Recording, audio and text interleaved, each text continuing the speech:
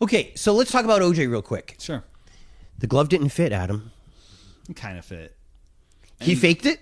He stopped taking his arthritis medication. On purpose? Yeah. You're saying that the Dream Team knew that they were going to put a glove on him? The Dream Team knew that somebody was going to ask, one side or another was going to ask OJ to put the glove on, and it wasn't going to fit. I mean, obviously hindsight is 2020. Why should the prosecution even try to put the glove on him? Because if they didn't do it, then the defense was going to do it and be like, see, it doesn't fit. Would you have done that if you were part of the Dream Team? I wouldn't have put it on him. I would have done anything the Dream Team did because they were successful. So right. Yeah. Right. What do you think the motive was for OJ to do this? This is why I ask. Yeah. Again, you and I, incredibly handsome men. Mm-hmm. But we're not sleeping with a Playboy playmate right now. Yeah. Therefore, I'm not going to kill my ex-wife, who I was with when she was 18. Yeah. And now she's in her 30s. No disrespect to 30-year-old women. I would die for a 30-year-old woman right now. But if we're thinking about the douchey actor guy capable of murder, obviously was aggressive towards her. Maybe he's over 18, or I'm sorry, maybe he's over 30-year-old women. Well, OJ's mother was a nurse, and she would leave OJ and his siblings to go work at night. And so that could be why he has these issues of control around women. And when he met Nicole, this was this young girl who he could groom and control. And when she starts to show an independent side of herself and she breaks up with him and then gets back together with him and then dumps him again, it was just too much of a blow to his sense of self and his reality that, like, if he couldn't continue to control this, he has no control over anything in his life. But again, she pissed off. She dumps him, but he's got a really beautiful girlfriend. It's about control. Don't you understand? I don't. You don't understand. It's about control. I don't understand control. These kind of like these domestic violence things, it's like a control thing. It's not just about like, man, she's hot. Like he's so pissed she's going to leave him. He's going to kick her ass. It's like, no, it's about control, and it's about, and it takes 7 or 8 attempts usually to get out of a domestic abuse situation like that. And if you're a woman, yeah. Mm-hmm. And oftentimes they do end in like a murder or murder-suicide kind of situation. I thought they didn't. I thought I thought it was violent, but it rarely ended in murder. In the If I Did It special, I believe Chris Darden says that murder-suicide is the same thing happened to Phil Hartman 2 years after this. He was the victim. Yeah. In a murder-suicide. Right. In an abusive, alcohol-driven relationship that probably had a lot of verbal abuse, if not physical abuse. I don't know what happened between the two of them. Because the woman wanted the control in this relationship and felt shunned that this relationship was ending. Or he was trying to control her and wanted her to be in, this like subservient kind of housewife situation where she wanted to be an actress and she wanted to be equal. Because he was on Howard, was on Howard Stern with him. She was just like, yo, I want to be in the interview too. And that they clips on it's in the I love Howard. I don't remember this one. I'm gonna it's in the 2020 25 anniversary Phil Hartman special. But yeah, no, it was not a good relationship. There was a power imbalance in the relationship. But isn't there usually? Not always. If you're married to a huge celebrity, yeah. Unless you're Angelina Jolie, yeah, isn't it usually that kind of a dynamic? Yeah, and then look, it's not a healthy dynamic. It's not. I mean, that's why all these marriages fail and stuff like that. Yeah, but they don't usually end in a terrible murder. I mean, this was a gruesome murder. The majority of women who are murdered by an intimate partner. Yes. Now that part, undebatable. Yeah, but of domestic abuse victims, I heard that the number that leads to murder is very low. I mean, I don't know all the statistics and stuff like that, but I'm saying if you're in an abusive relationship where the guy has been getting away with it for years with never any consequences, that it's and then you wind up murdered, it's likely that it was that guy who had been abusing you who did it. OJ says it was the drug dealers. Mm-hmm. How do you feel about that statement? That's crazy. That's nuts. That sounds like something out of a Hollywood movie. The whole thing's a Hollywood movie, which is why, Could be, look, hey, he might not have done it. No one knows. It's a mystery. Is it a mystery? You don't seem to think it is. I think he probably did it, but I don't know for sure. Nobody knows for sure. Do you think that he did it thinking he would get away with it? Or do you think he did it not thinking at all because it was a true rage moment? No, I think he came up with a stupid half-baked OJ plan of like, I'm going to go over there, and by the time they discover it, I'll be in Chicago.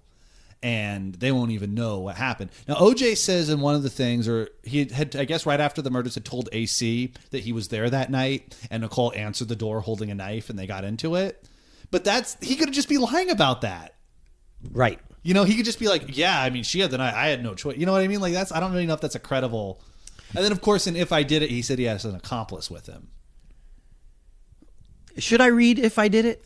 Do the audiobook because it's read by an OJ impersonator. Is he okay? Yeah, it's great. The juice is coming out tonight. Like there's like really some great quotes in there. Like when he meets Paula, he's like, "Who is this gorgeous creature?" Like it's good. Did you watch the ESPN doc and all Watch that? everything. Did you like the ESPN thing? Yeah, I like all OJ content. I do too. Yeah. I do too. What the reason I like the ESPN thing, first of all, so long. So detailed. Yeah. I didn't know about that statue. The Heisman or the one the of him that Flavor Flav bought. Yes, that one. And to hear about it's one thing, but to actually see it like they did was phenomenal. Yeah, this guy's a narcissist. Totally understandable. Yeah. I mean, if I could play guitar really well, I would probably be the biggest jerk in the world. Yeah. But if I could run through the NCAAs and all of the NFL and then have kind of a funny acting career and Nicole was a total knockout. Yeah. Even at 30 years old, even her whole life, total knockout. And then all the other women that he had, wouldn't it get to your head? Oh, yeah, of course. Well, that's what he says in If I Did It. He's like, he takes one of those psychopath tests, and he's like, do you think all eyes are on you when you enter a room? Well, of course they are. I'm OJ Simpson. Right. Yeah. Now, you drive a white Bronco. Well, for the tour. But still, it's a white Bronco. It's pretty cool. It has, for a tour like this, it has to be. What do you think about the Bronco chase? Because Greatest television premiere of all time. Premiere. It sets the tone for the whole trial and foreshadows OJ getting away with it all in the end.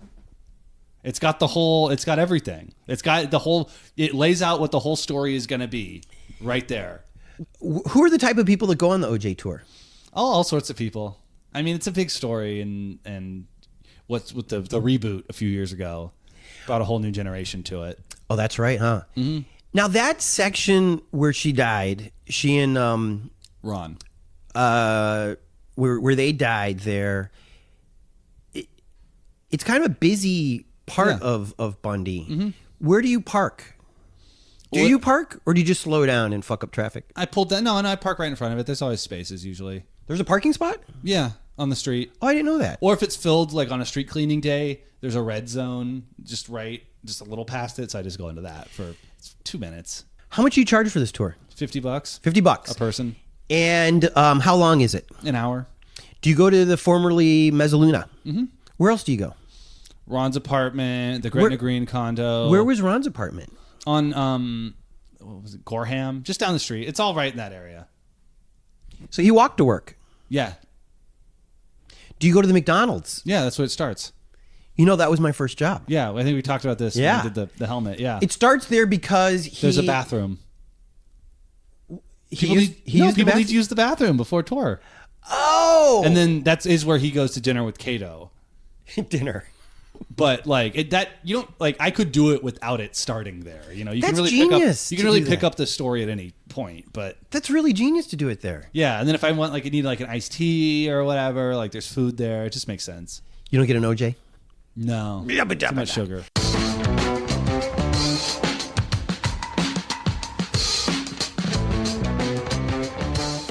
So you moved here in the mid to late 80s. Mm-hmm. Mm-hmm. And because I'm a weirdo, I happen to know that Nicole Simpson lived very close to here.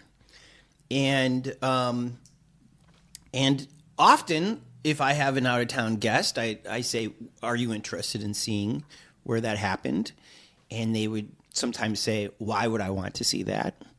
And I sometimes would say, because I think it's interesting that this horrible tragedy happened on kind of one of the busiest roads in Brentwood, and nobody saw it.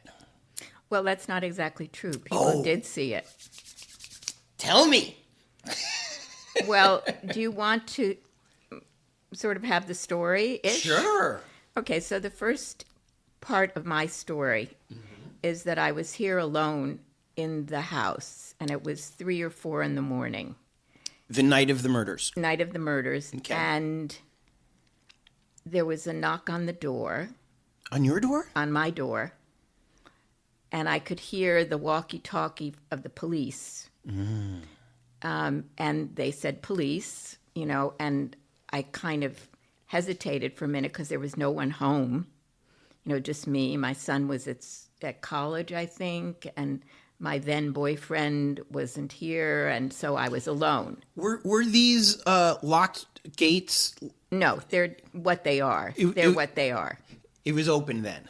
It was open then. So it wasn't unusual to get a knock on the door. Oh, yes, at 4 in the morning. But at that hour, it was unusual. Hideously unusual. Okay. And I'm thinking, oh, my God, it was like an Edgar Allan Poe moment, right?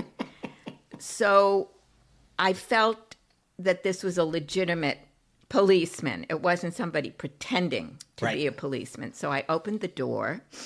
And the guy said to me, and I don't remember if he was in a uniform or he was a detective. But either way, he said to me, Madam, there's been a murder in the neighborhood. And I said, what? And he said, yeah, 2 doors down from you. And I said, oh, and I don't know what swear word I said, but it was something. And the first thing I said, was it a random killing? And he said, no, it was definitely aimed at these 2 people. And I said, how do you know that? And I think at that point, forgive me if I'm not exactly accurate, it could have been the next day, but I think he said it was the way they were killed. They both had their throats cut. Right. And I said, oh my God. And then he said, did you hear anything? I said, absolutely not. I didn't hear a thing. I went to bed early. It was the night of the Tony Awards. And, I'm a theater producer myself, have been, not now, but was. So, of course, I was interested. I remember watching the Tonys and then just going to bed. Mm-hmm. He said, you didn't hear a dog barking or anything else? I said, nothing. So then, and I said, can you tell me who it was? They said, no. So the news came out by 4 o'clock the next afternoon. I recall that it was a holiday that day, and I was somewhere where there was a television going, and they announced that it was Nicole Brown Simpson, and it was, Ron, and they had come home from Mezzaluna, and so on and so on. All right. So that began a 3 or 4 year circus here with people like, coming by, wanting to see where, taking pictures. I mean, I got accosted in the market with someone saying, can you tell me where Nicole Brown Simpson lived? They knocked on my window of my car in the parking lot of the supermarket. Wow. And I said, no. I said, and could you get out of my face? Good for you. I cannot deal with this. Yeah. I remember there was a vigil, and I was in my office, and all of a sudden I hear these celestial sounds. I'm thinking, am I going crazy? And I look out the window, and the entire Bundy was full of people marching on the street, holding candles. Oh. As a, I think it had been maybe 2 or 3 weeks from the initial situation and somebody had organized this, maybe her sister or someone like that.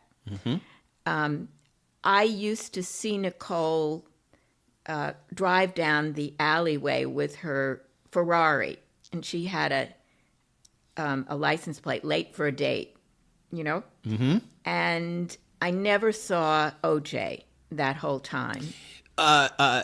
L, the number 8.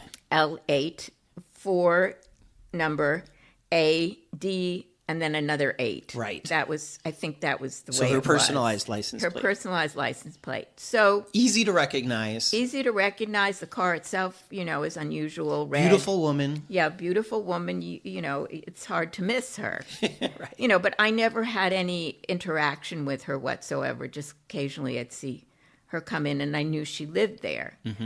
To the point of, did anyone see anything? So there was a guy in our neighborhood who used to wash cars. And he washed a car that belonged to someone right next door to me. His name was Robert. And being a car wash person, he knows cars. Right. So I run into him in the parking, in our, alley, or actually in our driveway.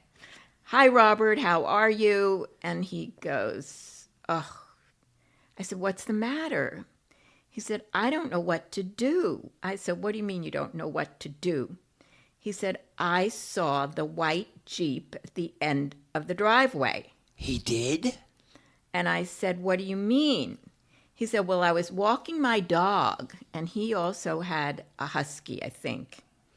And he said, I saw the white Jeep at the end of the driveway, and I couldn't see who was in the car, but I recognized it because I've seen OJ Simpson drive around here, and he had tinted windows. Yeah. So I said, so what are you going to do about this?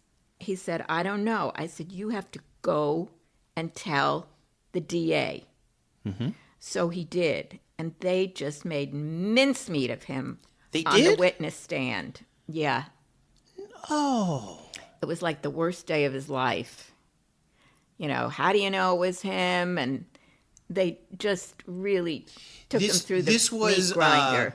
This was OJ's dream team that did this to him. Yes, it was Johnny Cochran and it was F. Lee Bailey. It was all of them. Yeah. I'm sure if you looked at the tape of the proceedings, you might remember. I'm gonna, as soon as I go home, I'm gonna look it up. Yeah. But the How point sad. being, it was so sad. It was so sad. Did you watch this as it was happening? No, I didn't. I didn't see that. Were you interested in watching the trial at all? I watched a little bit of it, and then we went to Aspen to get out of here, because it was still a circus. I mean, every day people were coming, people with their baby carriages. I mean, it was the worst juju you can imagine. You had to leave we Brentwood. left. So we left Brentwood. We flew to Aspen. We are checking into the hotel. I think it was the Ritz-Carlton or something. I can't remember. And they said, oh, we're so glad you're here and welcome, welcome. And I think maybe he even saw my address, Bundy, and brought it up. And I said, listen, we just want to get out of there. We want to get away. And he said, let me do you a favor. We'll give you a suite. How I'm nice. sure you've just had a terrible time. And I said, yes, we've had a really bad time. Our beautiful neighborhood has been turned upside down. The TV cameras are here all the time. The tourists are coming. And this went on for close to 3.5, 4 years. And, my story is only one of, you could probably pick, well, anybody who was here at that time would have a story to tell.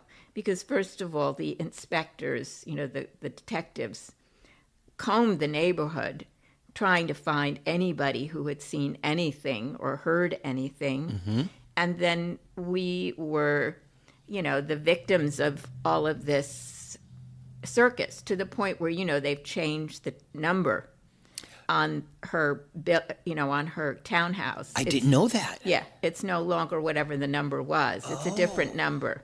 And then they bought OJ's house and tore it down. Tore it down. On Rockingham, I think. Yes. Huh.